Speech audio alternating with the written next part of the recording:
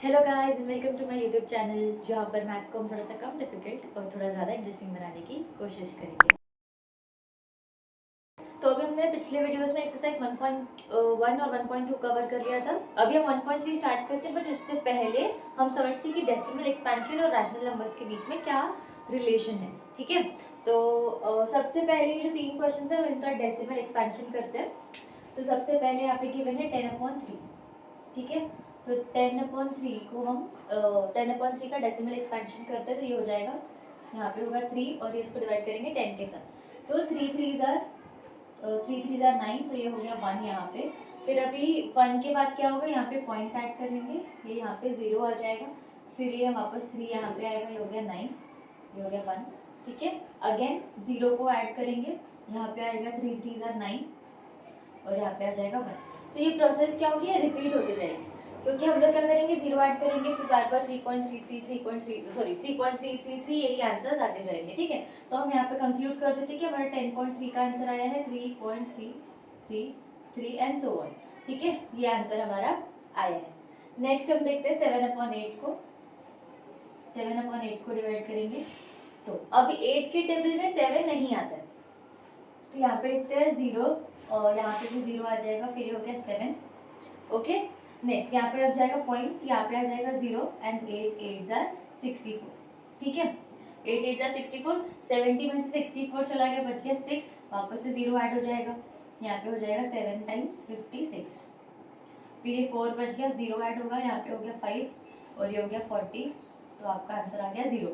मतलब 7/8 का भी आंसर कितना आ गया हमारा, 0.875 आ गया। ये हमने डेसिमल एक्सपेंशन कर लिया। नेक्स्ट क्वेश्चन है 1/7। 1/7 को भी कर लेते हैं। अगेन 7 की टेबल में 1 नहीं आता, तो यहाँ पे क्या आ जाएगा, 0 आ जाएगा, यहाँ पे भी 0, ये हो गया 1। अब यहाँ पे पॉइंट लग जाएगा। ओके, यहाँ पे हो गया 0, देन 1 जार 7, फिर यहाँ पे आ गया 3, फिर वापस से 0 लग जाएगा। और 7 की टेबल में अगर 30 नहीं आता है, 4 टाइम्स क्या आता है 28, तो ये आ गया 28, यहाँ पे बच गया 2, ये लग गया वापस से 0। और यहाँ पे आएगा 2 जार 14 और 20 में से 14 गए तो कितना बचा, यहाँ पे कंटिन्यू कर रही हूँ मैं, 6 आएगा, 6 के आगे अगेन 0 लग जाएगा, यहाँ पे आ गया 8 जार 56, ये आ गया 4, वापस से 0।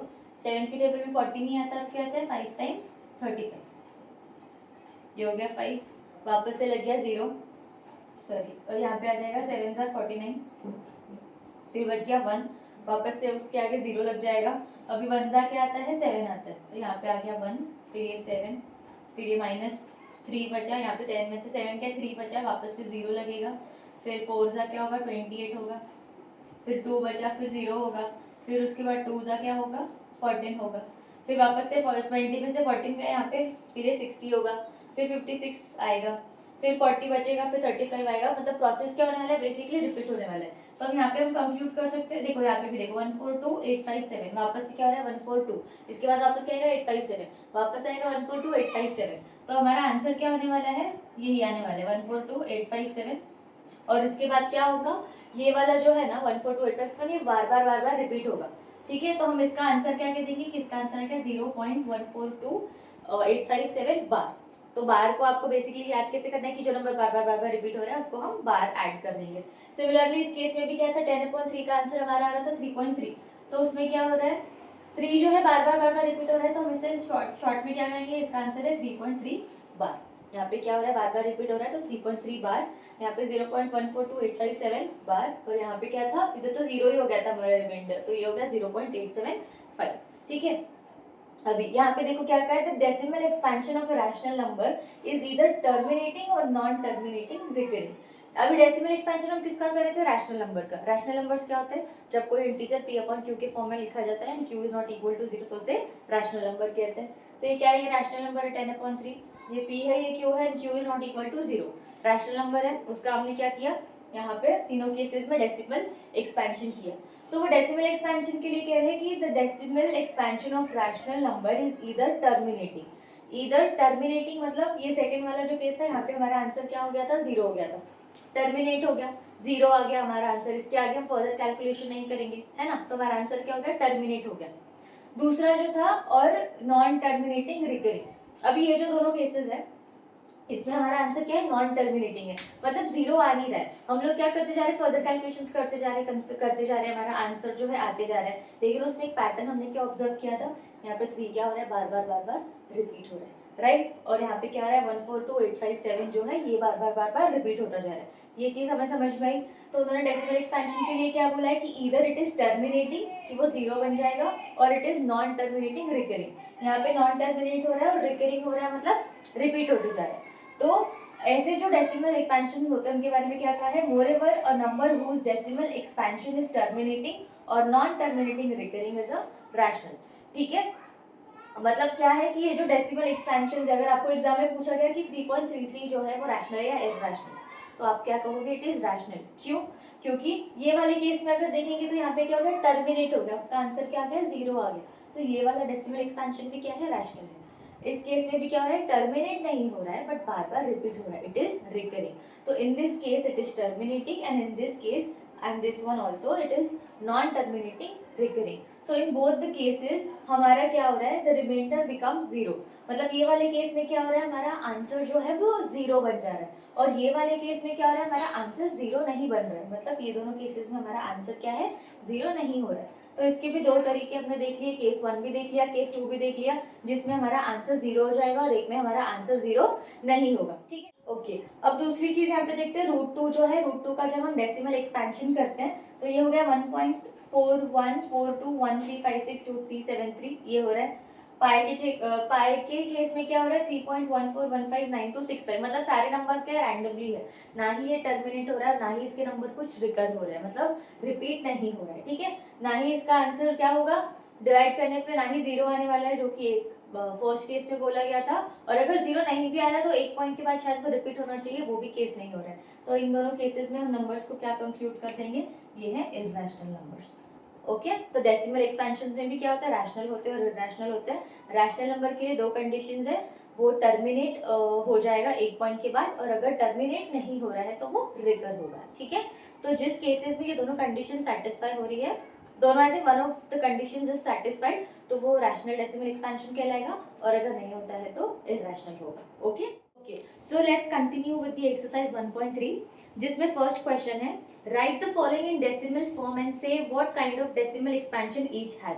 ठीक है, तो अभी हम क्या करेंगे, हमें जो क्वेश्चंस गिवन है यहाँ पे, इसे हम इसका डेसिमल एक्सपेंशन करेंगे रैशनल नंबर का, और बताएंगे कि वो टर्मिनेटिंग है या नॉन टर्मिनेटिंग रिकरिंग है। ठीक है, तो सबसे पहला है 36/100, तो 36/100 को हम डायरेक्टली लिख सकते हैं ना, यहाँ पे 0.36 लिख देंगे, क्योंकि नीचे डिनोमिनेटर में क्या है, 100 है, तो फिर पॉइंट के बाद जो है कितने नंबर्स आ जाएंगे, दो आ जाएंगे, तो ये हो गया 0.36, और ये तो खत्म हो गया, इसके आगे कोई डिवीजन परफॉर्म ही नहीं होगा, इसका मतलब क्या है 0.36, इतना हमने डेसिमल एक्सपेंशन कर लिया। अभी हम इसे कंटिन्यू नहीं करने वाले, तो ये हो गया टर्मिनेटिंग। ठीक है, ये क्या हो गया, यहीं पे खत्म हो गया, तो दिस इज टर्मिनेटिंग। ठीक है, उसके अलावा नेक्स्ट है 1/11। 1/11 को भी हम यहाँ पे डिवाइड करके देखते हैं, ये जो है ये 1/11 करेंगे। ठीक है, अब 11 की टेबल में 1 नहीं आता, तो यहाँ पे हो गया ये 0 लग जाएगा, यहाँ पे 0 आ जाएगा, ये बच गया रिमाइंडर 1। ओके, अब यहाँ पे पॉइंट लग गया, यहाँ पे 0 ऐड हो गया, 10 भी नहीं आता तो अगेन यहाँ पे क्या लग जाएगा, 0 लग जाएगा, यहाँ हमने पीछे 0 ऐड कर दिया। ठीक है, अब 11 की टेबल में 100 से छोटा क्या आता है, 9 × 99, तो यहाँ पे हमने 99 लिख दिया, ये बच गया यहाँ पे 1।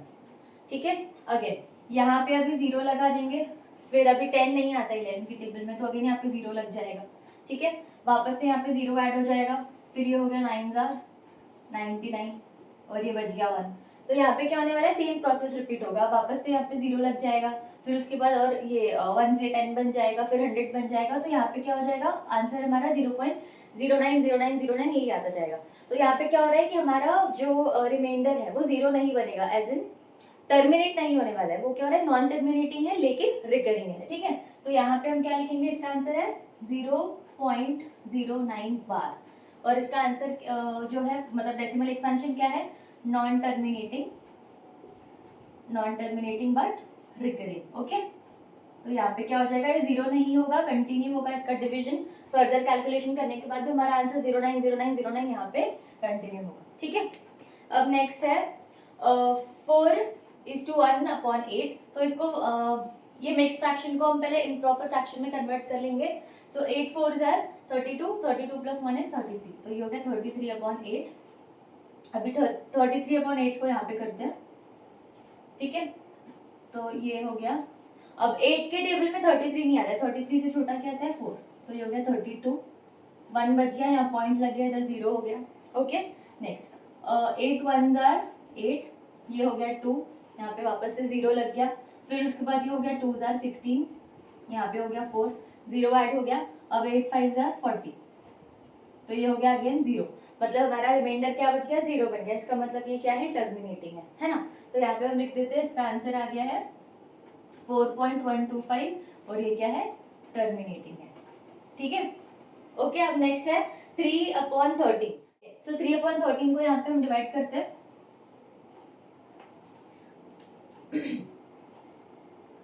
ये होगा 3/13, ठीक है। अब 13 के टेबल में 3 नहीं आता है, तो यहाँ पे लग जाएगा 0, और यहाँ पे भी आ जाएगा 0, ये नीचे रिमाइंडर में हो गया 3।